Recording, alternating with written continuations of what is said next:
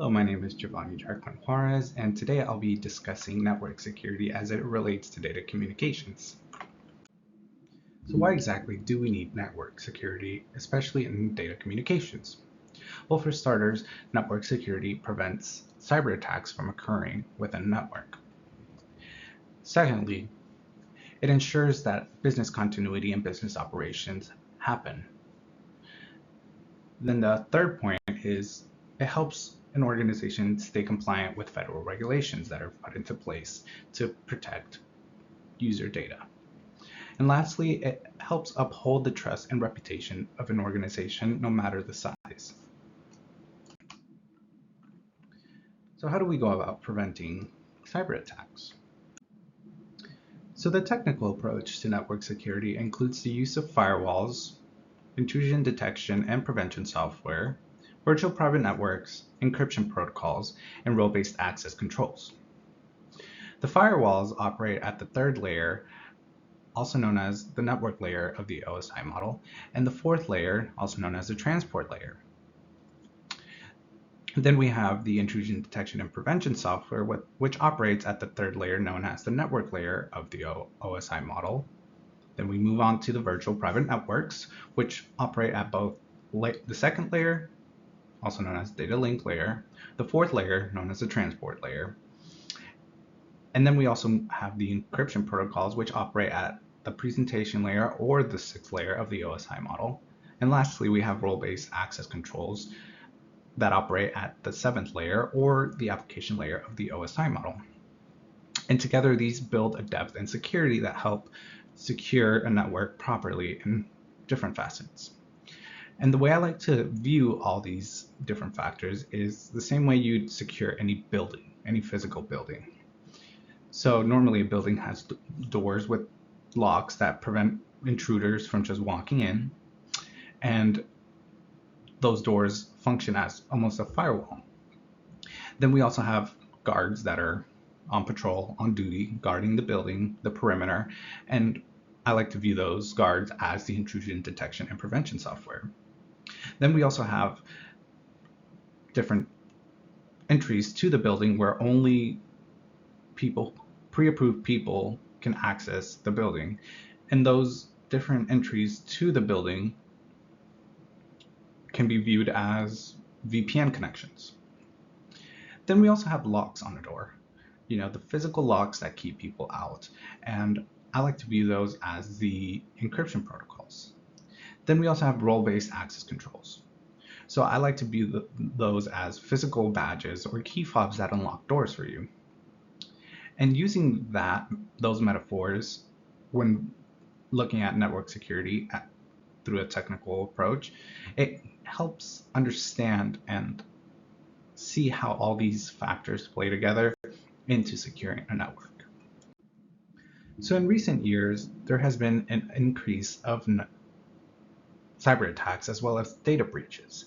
So now more than ever, network security is crucial and vital for any organization that wants to keep their records and data secure. So in between the month of March of 2021 and February 2022, it has been reported that 42 plus million records were exposed to cyber criminals. And since 2020, there has been a 300% increase in cyber attacks. And that only reinforces the fact that network security needs to be an importance in any organization. Any organization needs to prioritize securing their network and making sure all user data is secured. Business continuity refers to the process of ensuring that critical operations of a business are not disrupted in the event of a cyber attack. And in order to fully ensure business continuity is possible, the 5 areas of impact must be addressed properly. So the 5 main areas that can impact the business significantly and can disrupt operations in general include financially, productivity, reputation, safety, and legal.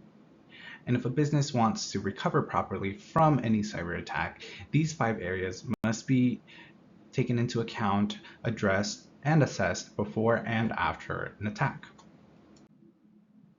So cyber attacks can impact an organization significantly, especially when it comes to the cost of recovering from a cyber attack or from damages in general. In this graph provided by IBM, it measures the cost in millions per industry that has been affected by data breaches, which was a result of cyber attacks.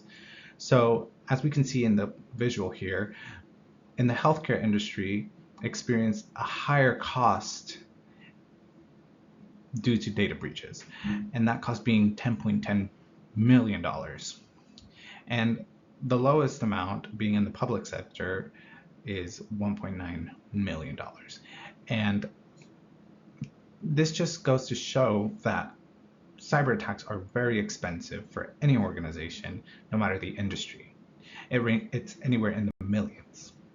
So that's just a bigger reason to make sure that the network is secured properly to prevent any of this from disrupting business operations and impacting a business's financials significantly. So how exactly can a cyber attack impact the productivity or operations of an organization? Well, cyber attacks often lead to network downtimes, and when there's network downtime, users within the organization cannot access the data they need to complete their roles or jobs, which just further slows down or causes a complete stop of business operations. And obviously this is not good when a business cannot operate at its fullest potential and can result in further financial loss. So in order to mitigate this, businesses should come up with an incident response and recovery plan. And normally these incident response plans consist of several steps. First step being preparing the plan, coming up with a plan. Then the second phase of that plan would be to detect the actual attack or the vulnerability that's causing network downtime. The third phase of the plan would consist of an analysis of the situation, assessing what the damages are, what parts of the network are down. Then the fourth phase is containment, within the network, contain the attack, contain what's causing the attack to stop it from spreading to other parts of the network. Then the fifth phase is the recovery phase.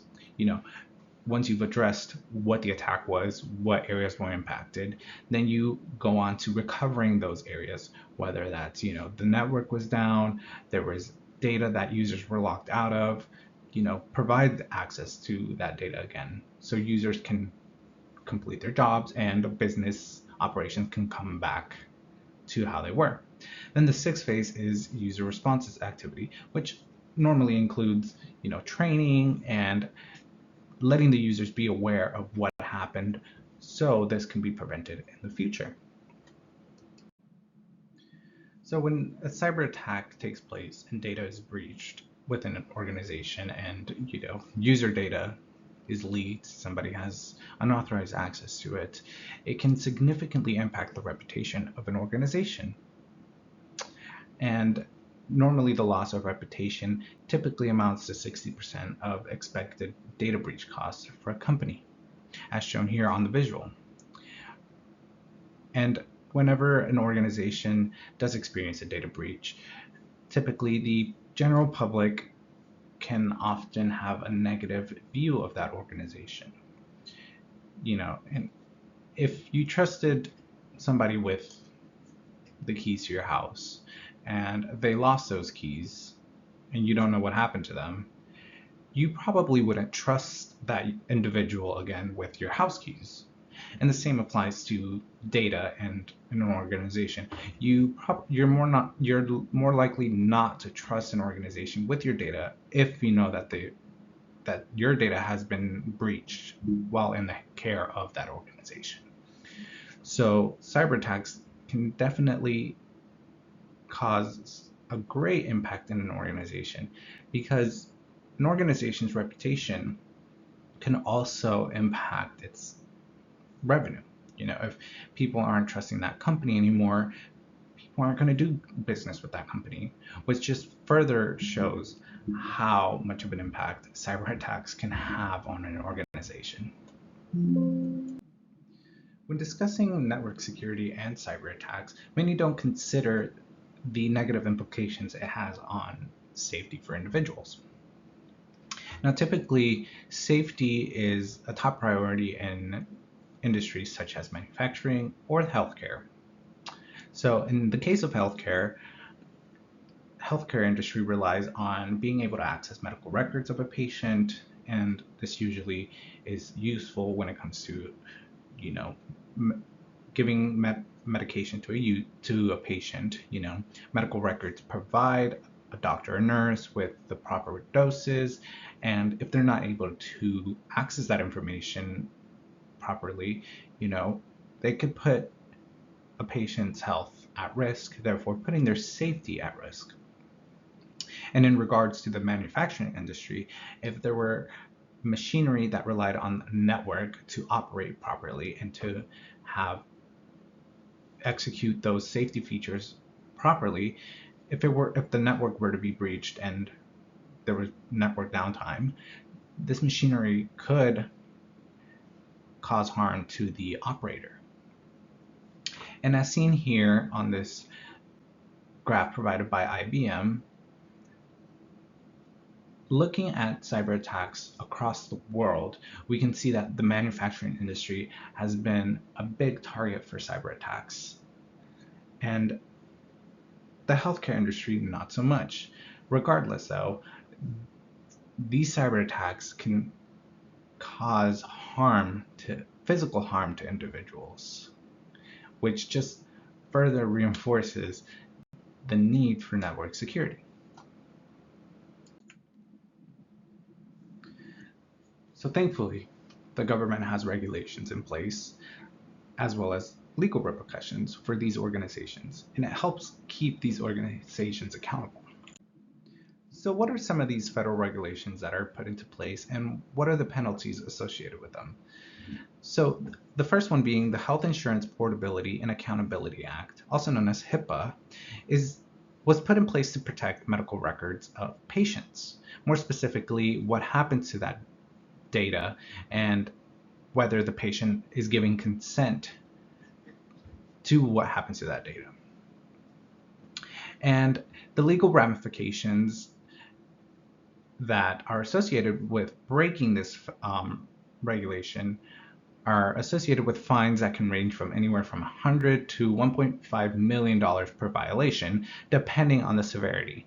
Now, the amount of fines that are associated with the violation depend on whether an organization knew of the issues or they neglected to correct these issues that led to a data breach of medical records. The second federal regulation is known as the California Consumer Privacy Act, or CCPA. This regulation gives California residents privacy rights to their personal data, and it can allow a user in California to delete or to get more information as to what is happening to their data. And organizations that are not following these guidelines of the California Consumer Privacy Act can be met with fines that can range anywhere from $2,500 to $7,500 per violation. Now, another regulation that's set into place is known as the General Data Protection Regulation. Now, this one's a bit different because it is a European law that sets rules on how to handle user data that belongs to European users. And this applies to any organization, no matter what country they are in. You can be in the United States, and if you handle data that belongs to users that are in the European countries, then this regulation applies to you. If an organization is found to be breaking these regulations, they can be fined up to 10 million euros or anywhere to 20 million euros, depending on the severity of the case. And many of these regulations do have legal implications. So it is very crucial for an organization to be compliant with these regulations, not only to avoid legal ramifications, but also financial ramifications, as described previously. To conclude this presentation, I just want to reiterate the fact that network security plays such a crucial part in any organization. It doesn't matter the size of the organization or the industry that the organization is in. As we discussed previously, cyber attacks have only increased throughout the past years. And not only do cyber attacks affect an organization, but they also affect the end user or the users that are doing business with an organization. So any organization must do their due diligence to have a solid network security plan, whether that's through a depth in security, implementing different security features such as firewalls, intrusion detection software programs. Network security is essential. And thankfully, there are regulations set into place to hold organizations accountable and to make sure that they are securing their networks properly. And in the world of data communications, every organization is using data communications to their advantage and to operate optimally. So it just makes sense to come up with a solid strategy to defend a network from any cyber attacks that are known right now. And that will conclude my presentation. Thank you for watching.